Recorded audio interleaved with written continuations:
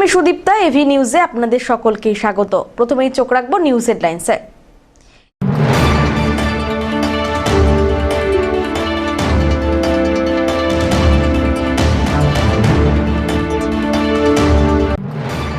SIR শুনানি কেন্দ্রে cancer আক্রান্ত মহিলা, নথিপত্র নিয়ে ছুটছেন এক অফিস থেকে আর এক অফিসে।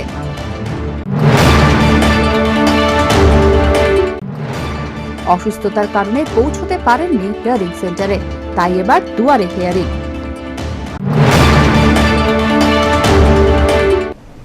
এবার আসছে বিস্তারিত সংবাদে। লাইনে ক্যান্সার আক্রান্ত মহিলা, নথিপত্র নিয়ে ছুটছেন এক অফিস থেকে আর এক অফিসে। ধূপগুড়ি পুরসভার ১ নম্বর ওয়ার্ড কলেজ পাড়ার বাসিন্দা কাজল দে গত ৪ মাস থেকে জরায়ু ক্যান্সারে আক্রান্ত, চিকিৎসা চলছে।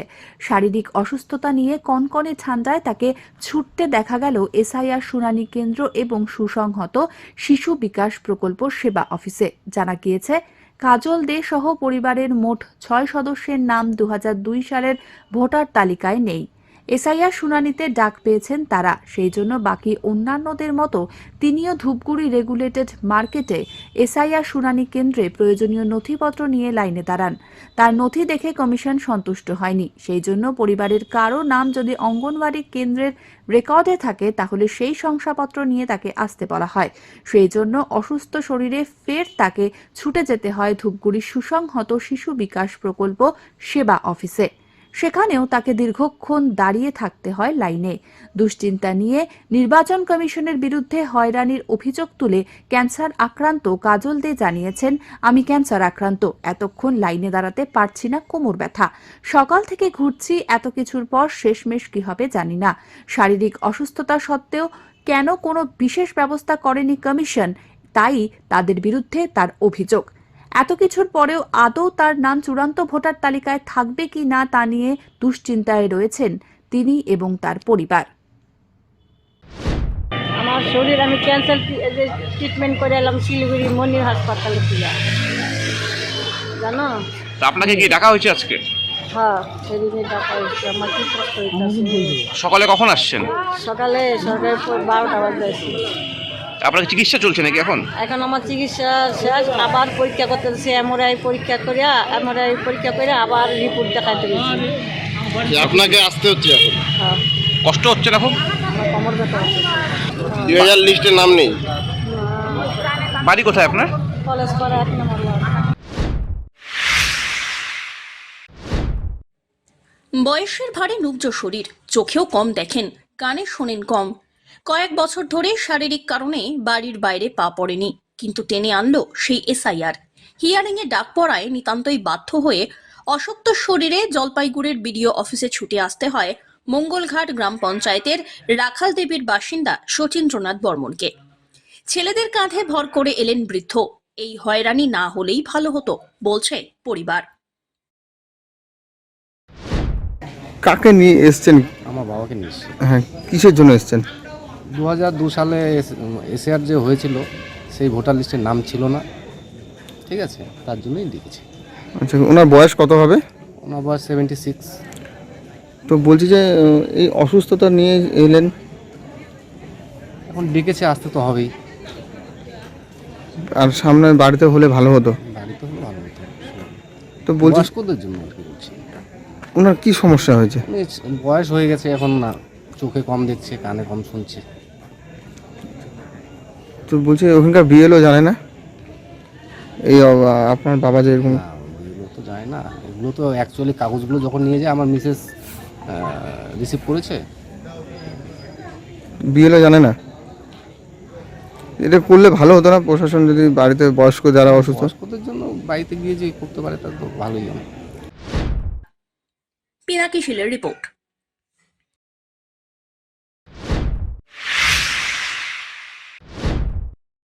এবার দুয়ারে হিয়ারিং। অসুস্থতার কারণে পৌঁছতে পারেননি হিয়ারিং সেন্টারে। রাতে নিজে বাড়ি বয়ে এসে কমিশনের নিয়মাবলী মেনে হিয়ারিং করিয়ে গেলেন জলপাইগুড়ির এইআরও তথা বিডিও মিহির কর্মকার। এদিন সদর ব্লকে যারা যারা শারীরিক অসুস্থতা বা অন্য কোনো কারণে পৌঁছতে পারেননি হিয়ারিং সেন্টারে, বিএলওর মাধ্যমে সমস্যা শুনে মাইক্রো অবজারভারকে নিয়ে নিজেই হাজির হন বিডিও। শহরের সেনপাড়া সহ একাধিক এলাকায় ঘুরে ঘুরে হিয়ারিং পর্ব চলে। হিয়ারিং থেকে কেউ যাতে বাদ না পড়েন তার জন্য এই ব্যবস্থা। অশীতিপর এবং বিশেষভাবে সক্ষমদের জন্য কমিশনের নির্দেশ মেনে একই রকমের ব্যবস্থা থাকছে বলে বিডিও জানিয়েছেন। অ্যাকচুয়ালি এসআইআর এর এই যে প্রক্রিয়ার হিয়ারিং প্রক্রিয়া চলছিল সেখানে আমাদের বেশ কিছু মানে যারা ইলেক্টর আছেন যাদের বাড়িতে খুবই মানে তারা শারীরিকভাবে দুর্বল এবং অনেকেরই এই বাড়িতে এসেছিলাম ওনার পা পুড়ে গেছে, উনি হাঁটতে পারছেন না, অনেক বয়সও অনেক প্রায় 65-70-এর ওপরে বয়স। তো এমতো অবস্থায় কিছু মানে যাতে লোকগুলোকে যাতে আমরা হিয়ারিং করে নিতে পারি আমাদের ডেট যেগুলো আছে সেগুলোতে, তাদের জন্যই আমরা আমাদের যে সরকারি পদ্ধতি সেই পদ্ধতি মেনে আমাদের এমও সাহেব আছেন, মাইক্রো অবজারভার সাহেব, আমার বিএলও, আমি, আমার সুপারভাইজার সবাই মিলে আমরা এসেছি যাতে হিয়ারিংটা খুব তাড়াতাড়ি সহজে মিটিয়ে দিতে পারি আমরা। স্যার কত যে বাড়িতে করলেন না এখন অবধি? না এগুলো তো ধরুন আমাদের চলতে থাকবে, এটা এরকম না যে আজকে এরকম শুরু হয়ে বা আজকে শেষ, এরকম নয়, এটা চলতে থাকবে। আমার কাছে আমি খুব অসুস্থ এবং আমার স্ত্রীও খুব অসুস্থ, আমরা চলাফেরা করতে পারি না ঠিক মতো, যার জন্যে বিডিও সাহেব আসলে নিজে এসে উনি আমাদের সব গোছ করে গেলেন, কাগজে তুলে নিয়ে গেলেন সব। নাহলে তো সমস্যা হতো। হ্যাঁ, না হলে আমরা খুব বিপদে পড়তাম আর কি, আমাদের যে কী হতো তো চিন্তা করতে পারি না। কি বলবেন, প্রশাসন তো বাড়িতে চলে এলো। না আমরা খুব খুশি, তার জন্য খুব খুশি, হয়তো আমাদের হতোই না। আজকে আমাদের হিয়ারিংয়ের ডেট ছিল, আমাদের ভোটার কার্ডের তালিকা তো 2002 নাম ছিল না, সেই কারণে আজকে হিয়ারিং ছিল, সেই কারণে বিডিও স্যার এসেছেন বাড়িতে। বাবার শরীরটা অসুস্থ, বাবা তো যেতে পারেনি হিয়ারিংয়ে, সেই কারণে বাবাকে বিডিও স্যার দেখতে এসেছিল। সেক্ষেত্রে আজ কেমন লাগছে এরকম প্রশাসন বাড়িতে? হ্যাঁ, প্রশাসন হচ্ছে খুব ভালো লেগেছে। কি বলবেন এই উদ্যোগের? ভালো, খুবই ভালো। স্যার নিজে এসে দেখে গেছেন আমাদের বাবার অসুস্থ, তো যেতে পারেনি, সেই কারণে বাবা বিডিও স্যার নিজে এসছেন, সেটা আমরা খুবই সন্তুষ্ট হয়েছি। সমস্যা ছিল বাবার তো এমনি সুগার প্রেশার আছে, তারপরে হার্ট ব্লক হয়েছে, দুটো স্পেসমিকার বসানো আছে, তার সেই কারণে বাবার এমনি স্ট্রোকও হয়েছিল আগে, সেই কারণে বাবা আজকে যেতে পারেনি হিয়ারিংয়ের, সেই কারণে আজকে বিডিও স্যার এসছেন, উনি এসে বাবাকে এখানে এসে বাড়িতে দেখে গেল, সেক্ষেত্রে আমরা খুবই সন্তুষ্ট হয়েছি। পিনাকি শীলের রিপোর্ট, এভি নিউজ।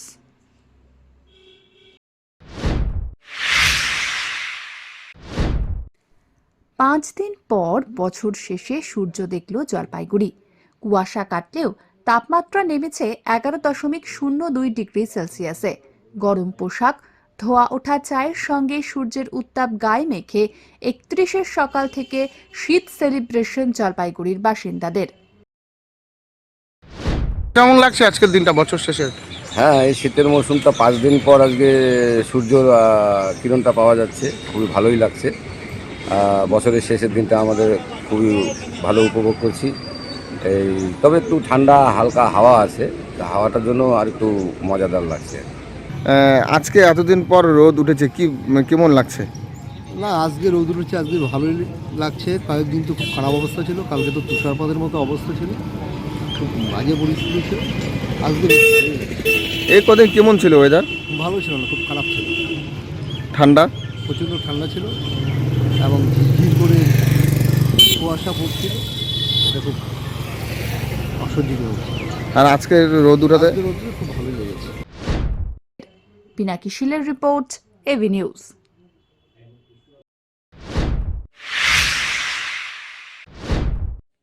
জলপাইগুড়ি শহরে অমৃত প্রকল্পের মাধ্যমে প্রথম ধাপের জল পরিষেবার কাজ শুরু হলো 31 ডিসেম্বর বুধবার থেকে।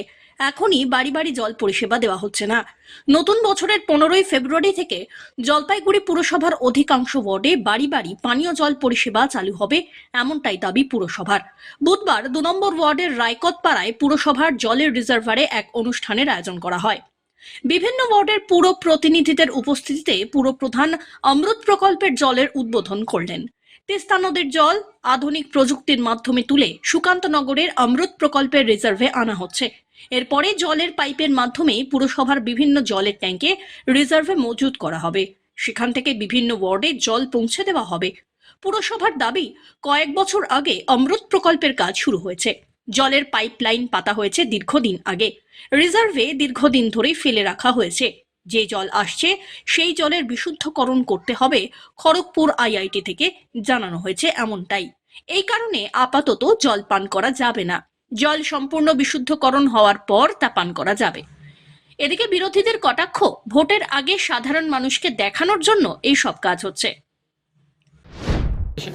আজকে একটা কথা বলি যে আমরা কথা দিয়েছিলাম 31শে ডিসেম্বরের মধ্যে যে জলটা তিস্তা সাবসারফেস ওয়াটার থেকে তুলে ইনফিল্ট্রেশন গ্যালারি 1 হয়ে ওয়াটার ট্রিটমেন্ট প্ল্যান্টে আমরা ট্রায়াল রান করেছিলাম 2025-24 জুন, 3 মাস ট্রায়াল রান হওয়ার পর, মাঝখানে দুর্গাপূজা কালী পূজার পর আজকে কিন্তু আমরা একদম হাইরাইজ রিজার্ভার লাইন 1-এ তুলে দিলাম। সেটা একই সাথে 1, 2 এবং 3 নম্বর ওয়ার্ডকে যে কভার করছে রায়কোতপাড়া রিজার্ভার, দ্বিতীয় রিজার্ভার যেটা রয়েছে 19, 18, 19 এবং 24 নম্বর ওয়ার্ডকে কভার করছে ওল্ড পুলিশ লাইন, এবং তৃতীয় রিজার্ভার যেটা রয়েছে মাসকলাই বাড়ি, যেটা 20, 21, 22, 23 এবং 25 নম্বর ওয়ার্ডকে কভার করছে।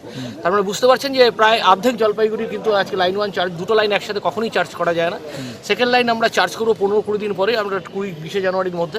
কিন্তু সবাই বারবার মানুষকে বলছি আমরা ডেলিভারি লাইনে এখনই জল দিচ্ছি না, বাড়ি বাড়ি ঢুকাচ্ছে না। তার কারণে কোনো শিশু বা কোনো বয়স্ক মানুষ বা কেউ যদি আমাদের সতর্কীকরণ না শুনে যদি মুখেই জল দিয়ে দেন, কারণ এই ট্যাঙ্কিগুলো এবং পাইপগুলো অনেক দিন ধরে রয়েছে এবং এগুলো ইনফেক্টেড রয়েছে।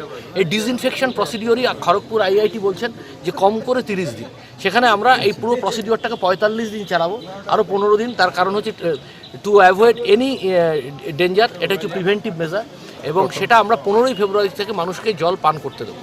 এবং তার আগে আপনারা নিজে দেখলেন যে আজকে হাইরাইজ রিজার্ভে উঠে জল আমরা ফ্ল্যাশ আউট করালাম, তাতে দেখতে পাচ্ছেন তিস্তার পরিষ্কার জল রিজার্ভারে ওঠার পর কিন্তু এতদিন ধরে যেহেতু 18-19 সালে রিজার্ভারগুলো তৈরি হয়েছিল, আজকে কিন্তু সেখানে অনেক ইনফেকশন আছে, সেই জলগুলো কিন্তু একটা হলদে কালারে বেরোচ্ছে, হ্যাঁ, এবং পাইপলাইনে নোংরা রয়েছে, এবং এগুলো আস্তে আস্তে ওয়াশ হতে আমরা হবে। এবং মাদ্রাসাতে আমরা একটা বৃহত্তর ওপেনিং করব, সেটা হচ্ছে 20 জানুয়ারির মধ্যে।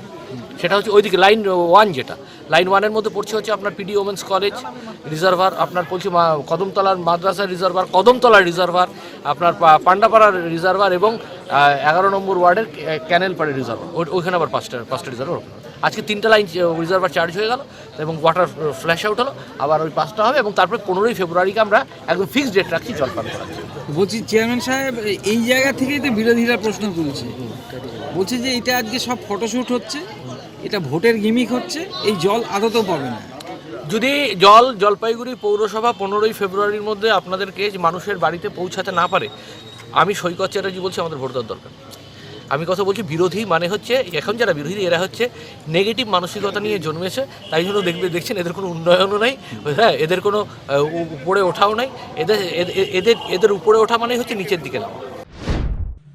সব্যসাচী মজুমদারের রিপোর্ট।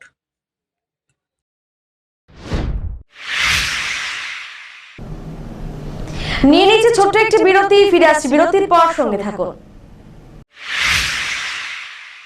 জলপাইগুড়িতে এই প্রথম পশ্চিমবঙ্গ খাদি ও গ্রামীণ শিল্প পর্ষদের উদ্যোগে স্থায়ীভাবে উদ্বোধন হলো খাদি গ্রামীণ সেলস আউটলেটের। জেলা পরিষদের সহযোগিতায় জেলা পরিষদের সামনে শুরু হলো খাদি আউটলেটের পথ চলা।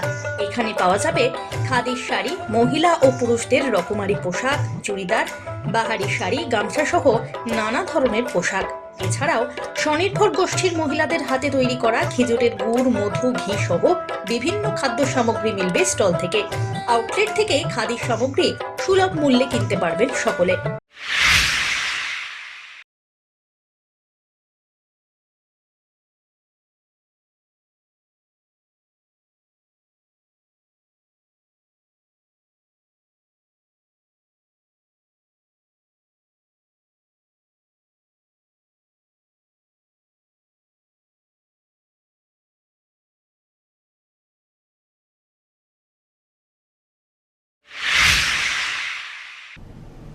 ফিরে এলাম বিরতির পর। বছরের শেষ দিনে জঙ্গলের বুক চিরিয়ে বেরিয়ে যাওয়া রাস্তায় হাতি দেখে খুশি পর্যটকরা। এমনিতেই বছরের শেষ দিনে হই হুল্লোড়, পিকনিক করতে বেরিয়েছেন অনেকেই। আর এদিন একটি ছোট গাড়িতে কয়েকজন পর্যটক চাপড়ামারি জঙ্গলের বুক চিরে বেরিয়ে যাওয়া রাস্তা দিয়ে পাহাড়ের দিকে যাচ্ছিলেন। সেই সময় চাপড়ামারি গেট পার হতেই জঙ্গল থেকে বেরিয়ে রাস্তায় একটি দাতালকে পায়চারি করতে দেখা যায়। হাতি দেখেই গাড়ি থামিয়ে দেন চালক ছোট্টু বড়ুয়া। আর আচমকা হাতি দেখে খুশি গাড়িতে থাকা পর্যটকরা। এদিকে ততক্ষণে আরও কয়েকটি গাড়ি রাস্তার দুধারে দাঁড়িয়ে পড়ে। অনেকেই গাড়ি থেকেই হাতিটির ছবি মোবাইলের ক্যামেরায় বন্দী করেন। বেশ কিছুক্ষণ হাতিটি রাস্তায় পায়চারি করার পর জঙ্গলে প্রবেশ করে। এরপর যান চলাচল স্বাভাবিক হয়। আর বছরের শেষ দিনে এভাবে আচমকা হাতি দেখে খুশি পর্যটকরা।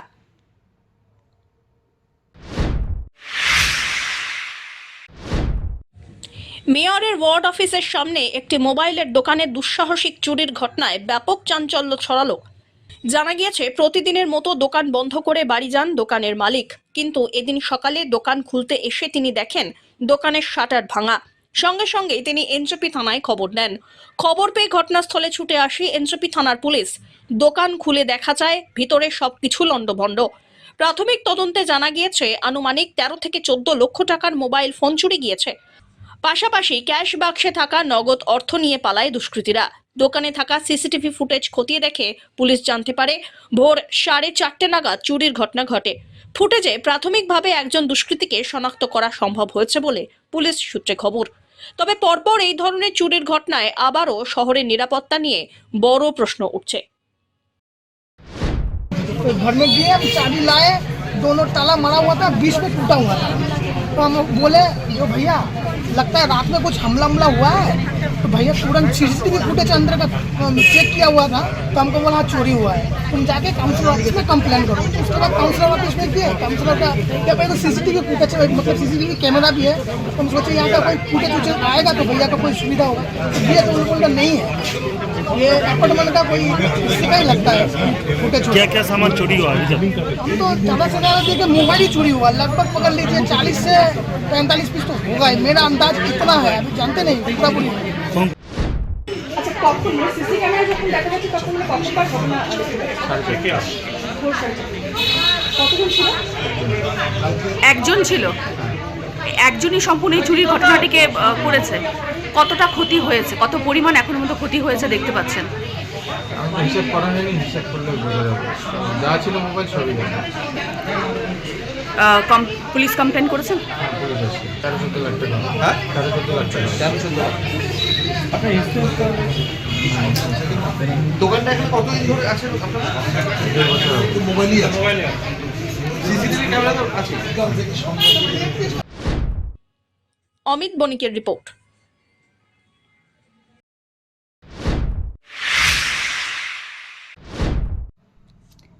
দার্জিলিংয়ের আবহাওয়া মনোরম হওয়ায় সকাল থেকেই আকাশ পরিষ্কার থাকায় বিশ্বের তৃতীয় উচ্চতম পর্বতশৃঙ্গ কাঞ্চনজঙ্ঘা সহ অন্যান্য পর্বতশৃঙ্গগুলো অত্যন্ত স্পষ্টভাবে দৃশ্যমান হয়েছে। 2025 সালের শেষ দিন পর্যন্ত কাঞ্চনজঙ্ঘার এমন অপরূপ দৃশ্য উপভোগ করতে পেরে স্থানীয় বাসিন্দা ও এখানে আগত পর্যটকরা বেশ উচ্ছ্বসিত। এদিকে আগের দিনের তুলনায় শীতের অনুভূতিও কিছুটা কম রয়েছে। হালকা শীতল হাওয়ার সঙ্গে উজ্জ্বল রোদ থাকায় সকাল ও দুপুরের সময় আরও আনন্দময় হয়ে উঠেছে। আবহাওয়া অনুকূলে থাকায় বাজার এলাকা, পদচারী পথ এবং বিভিন্ন পর্যটন কেন্দ্রে মানুষের ভিড় ও চলাচল বৃদ্ধি পেয়েছে।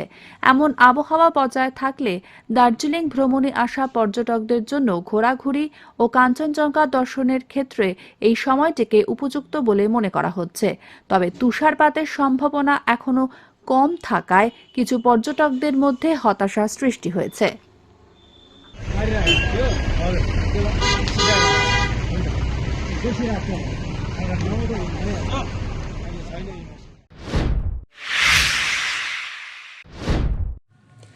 গৌড়ীয় সংঘের আচার্য শ্রীমৎ ভক্তিপ্রসাদ সাধু গোস্বামী মহারাজের ৭৭তম শুভ আবির্ভাব দিবস উপলক্ষে বুধবার জলপাইগুড়ি শহরে অনুষ্ঠিত হল এক বর্ণাঢ্য এবং ধর্মীয় ভাব গম্ভীর শোভাযাত্রা। ভক্তি, ভজন আর কীর্তনের আবহে ওল্ড পুলিশ লাইনের গৌড়ীয় মঠ প্রাঙ্গণ থেকে শোভাযাত্রার সূচনা হয়। এরপর শহরের প্রধান প্রধান সড়ক পরিক্রমা করে। শোভাযাত্রায় গৌড়ীয় সংঘের সন্ন্যাসী, ব্রহ্মচারী এবং অসংখ্য ভক্ত অংশ নেন। হাতে ধ্বজা, মাথায় তিলক, মুখে হরিনাম সংকীর্তনের মাধ্যমে তারা শহরবাসীর কাছে ধর্মীয় চেতনা আর ভক্তির বার্তা পৌঁছে দিলেন। রাস্তার দুপাশে সাধারণ মানুষ এই শোভাযাত্রা প্রত্যক্ষ করেন। গৌড়ীয় মঠ সূত্রে জানা গিয়েছে, নগর কীর্তন এবং গুরু পূজার অধিবাস পর্ব অনুষ্ঠিত হয়। পাশাপাশি সন্ধ্যাবেলায় ধর্মসভা, যেখানে আচার্যের জীবনাদর্শ, মানব কল্যাণে তার অবদানের কথা তুলে ধরা হয়। পয়লা জানুয়ারি অভিষেক আর বিশেষ পুজো আর একাধিক ধর্মীয় অনুষ্ঠানের আয়োজন হয়েছে। গোটা মঠ চত্বর ভক্তিময় পরিবেশে মুখরিত হয়ে ওঠে। আজকে 31শে ডিসেম্বর আমাদের হরিহর সংঘের আচার্য শ্রী মদ ভক্তিপ্রসাদ সাধু গোস্বামী গুরু মহারাজের আবির্ভাব তিথি অর্থাৎ জন্মদিন। এই উৎসবে আজকে অধিবাস এবং নগর সংকীর্তন এবং 1 জানুয়ারি 2026-এ মহারাজের শুভ আবির্ভাব তিথি মহামহোৎসব। আগের দিনের আনন্দ এবং পরিক্রমা ভক্তরা করে থাকেন। আজকে আমরা পরিক্রমা করছি সেই আনন্দে। পরিক্রমা শুরু করেছি আমরা মঠ থেকে শুরু করে আমরা এই রায়কোট পাড়া হয়ে দিনবাজার হয়ে উকিলপাড়া হয়ে আবার মঠে প্রবেশ করব। সব্যসাচী মজুমদারের রিপোর্ট।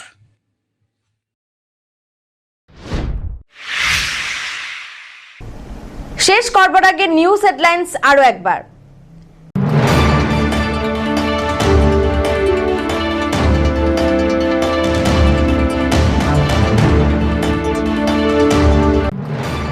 এসআইআর শুনানি কেন্দ্রে ক্যান্সার আক্রান্ত মহিলা, নথিপত্র নিয়ে ছুটছেন এক অফিস থেকে আর এক অফিসে।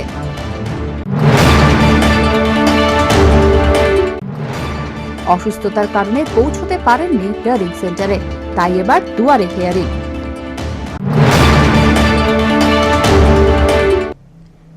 এখনকার মতন এভি নিউজ এ পর্যন্তই। পরবর্তীতে আসছি আরো সংবাদ নিয়ে। দেখতে থাকুন আমার ভিশন। নমস্কার।